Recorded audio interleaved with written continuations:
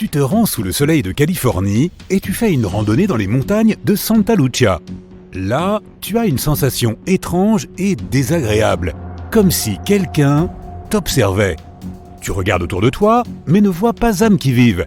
C'est alors que tu jettes un coup d'œil vers le sommet des montagnes, au loin devant toi, et ton cœur fait un bond. Sur les sommets, tu peux voir la silhouette d'un humanoïde géant. Ses bras sont écartés et un magnifique arc-en-ciel complet l'entoure. Cette mystérieuse silhouette est habillée tout en noir. Tu ne peux distinguer aucune expression faciale ni aucun détail, mais tu peux la voir bouger. Puis, elle disparaît sous tes yeux. Ce que tu viens d'apercevoir est un Dark Watcher, un phénomène qui terrifie les randonneurs dans les montagnes californiennes depuis plus de 300 ans. Aujourd'hui encore, les scientifiques ne savent pas donner d'explication exacte à cette apparition mystérieuse. Tout ce que l'on sait, c'est que c'est un phénomène complètement naturel. Une théorie prétend qu'il n'y a pas de silhouette du tout. Le cerveau humain imagine simplement des images créées par les ombres que les nuages projettent sur les montagnes. Au fil des siècles, les gens ont partagé des histoires autour de cette légende, et leur esprit a commencé à la faire apparaître en construisant des images reconnaissables. Cela peut arriver n'importe où et n'importe quand.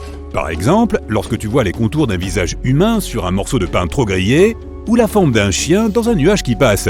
L'explication scientifique la plus acceptée est ce qu'on appelle le spectre de Brocken. Il se produit lorsque la lumière du soleil est déformée par des gouttes de brouillard ou des nuages. Cela explique l'arc-en-ciel qui entoure ces silhouettes. Quant à l'ombre, c'est seulement la tienne qui est étirée et projetée sur les montagnes devant toi. Après tout, ces silhouettes apparaissent généralement lorsque le soleil est derrière le témoin. Mais qu'elles soient naturelles ou non, ces figures mystérieuses n'en sont pas moins effrayantes. Dirigeons-nous maintenant vers l'Antarctique.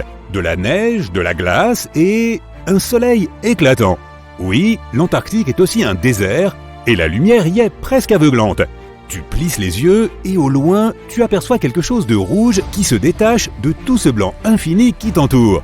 En te rapprochant, tu réalises que c'est une chute d'eau. Une cascade rouge inquiétante coule du glacier. Des éclaboussures volent dans toutes les directions et tachent la neige blanche. Ne t'inquiète pas, ces prétendues chutes de sang n'en sont pas. Il y a des millions d'années, un glacier s'est formé sur un étang et a bloqué l'accès à la lumière du soleil, à la chaleur et à l'oxygène. Puis, l'étang a réussi à percer le glacier avec un petit filet d'eau. Lorsque cette eau salée à forte teneur en fer rencontre l'oxygène, elle prend cette couleur rouille écarlate. C'est la seule chute d'eau de ce type au monde. Dès que tu arrives dans le désert de Namibie, tu remarques immédiatement quelque chose de très étrange. Parsemés parmi les prairies sèches, se trouvent des cercles de terre presque parfaits où rien ne pousse. Ces énormes ronds sont appelés des cercles de fées. Et personne ne sait vraiment ce qui les provoque. Les coupables sont probablement les termites qui mangent l'herbe autour de leur colonie souterraine. Cela pourrait aussi expliquer les différentes tailles des cercles. Les insectes continuent de manger à mesure que la colonie s'étend vers l'extérieur, mais ils s'arrêtent avant d'empiéter sur une colonie voisine. C'est ce qu'on appelle une bonne relation de voisinage. Les parcelles où tu vois de l'herbe montrent une sorte de frontière séparant différentes populations de termites. En route pour le lac Ilié en Australie. Non, tes yeux ne te trompent pas, ce lac est bien rose bonbon et on peut s'y baigner en toute sécurité. Cette flaque rose géante est un lac salé et ce n'est pas le seul de son genre dans le monde. Les lacs salés sont roses à cause d'une espèce d'algues et d'autres micro-organismes qui y vivent. Ils produisent un pigment rouge pour se protéger du soleil. Mais ce qui est unique au lac Ilié, c'est que l'eau reste rose même si tu la mets dans un verre et elle reste rose vif toute l'année. On ne peut pas en dire autant des autres lacs roses. Direction l'Asie du Sud-Est maintenant. Tu vois un arbre qui a l'air d'avoir été recouvert de peinture. Mais ce n'est que la nature qui a peint l'eucalyptus arc-en-ciel.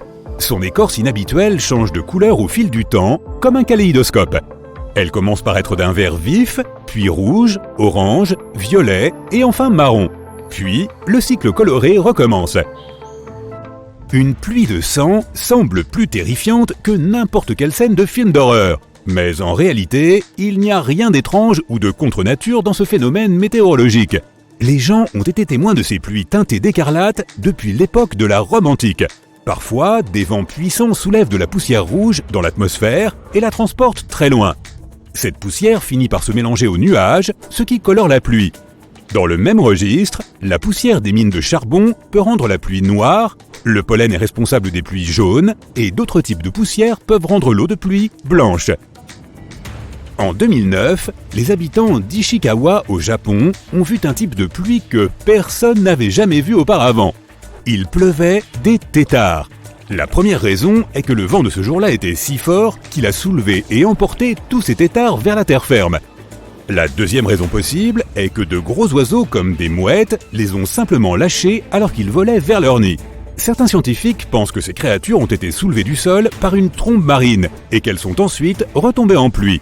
D'ailleurs, ce jour-là, les gens ont trouvé non seulement des têtards, mais aussi des grenouilles et des poissons dans les flaques d'eau. Il peut aussi pleuvoir des vers, et certaines personnes affirment avoir vu des pluies de serpents.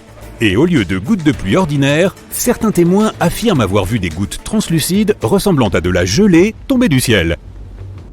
Les araignées australiennes sont tristement célèbres, et pour effrayer les gens, elles ont même appris à pleuvoir. Les pluies d'araignées sont une chose assez courante en Australie, et on appelle cela le ballooning. Elles grimpent aux arbres, puis filent des brins de soie que le vent peut emporter. En général, les gens ne les remarquent pas, mais quand il fait humide, des centaines d'araignées grimpent dans des endroits plus désirables. Les gens affirment que lorsqu'il pleut ou qu'il neige, il est possible de voir les araignées tomber littéralement le long de ces toiles, comme s'il s'agissait de ballons. Si tu te rends un jour sur le fleuve Mekong, tu auras probablement la chance de voir des boules lumineuses sortir de l'eau et s'élever directement dans les airs. Les locaux les appellent les boules de feu des Nagas. Leur taille peut varier et ces boules rougeâtres peuvent être aussi petites qu'une cerise et aussi grandes qu'une pastèque. Pendant la nuit, tu peux voir des dizaines et parfois même des milliers de ces boules de feu.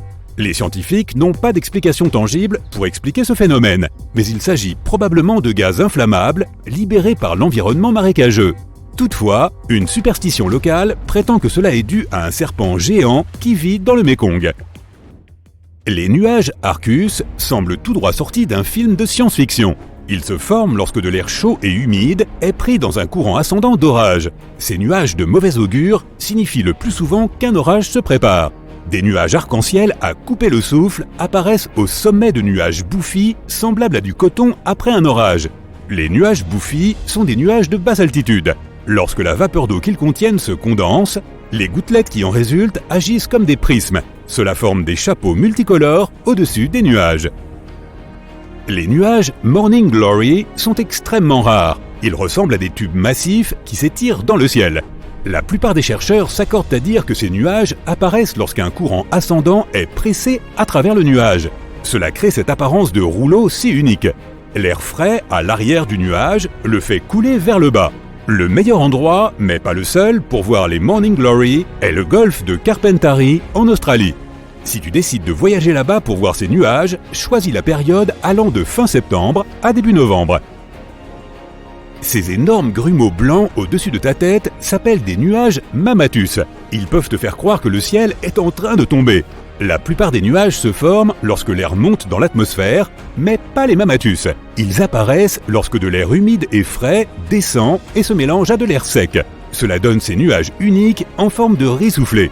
Au fait, si tu repères ce phénomène, c'est que le mauvais temps n'est pas loin. Si tu plonges au fond des Caraïbes, juste au large des côtes de Cuba, tu verras des colonnes circulaires, des sols pavés et des structures en pierre symétrique. Pourquoi cette grande ville sous-marine cubaine a-t-elle été abandonnée? Beaucoup de gens pensent que les ruines appartenaient autrefois à une civilisation oubliée depuis longtemps. Mais les scientifiques ont des doutes. Ils affirment que la cité perdue n'est rien d'autre qu'un phénomène naturel apparu il y a environ 5 millions d'années. De telles structures en forme de disques et de beignets apparaissent souvent autour des zones du plancher océanique où les gaz naturels se libèrent. Ceux qui ont déjà entendu le bruit agaçant que fait une bouilloire quand l'eau bout peuvent imaginer à quoi ressemble le fameux whistle sous-marin. Même si ce sifflement n'est pas aussi terrifiant que certains autres sons inexpliqués, cela ne le rend pas moins mystérieux. Sans compter qu'il est incroyablement insaisissable. Seul un microphone sous-marin a pu le capter en 1997. À l'époque, les chercheurs n'ont pas réussi à localiser la source du bruit. La cause la plus probable de ce son inhabituel est l'éruption d'un volcan sous-marin. Mais une fois encore, il n'y a pas assez de preuves pour en être sûr.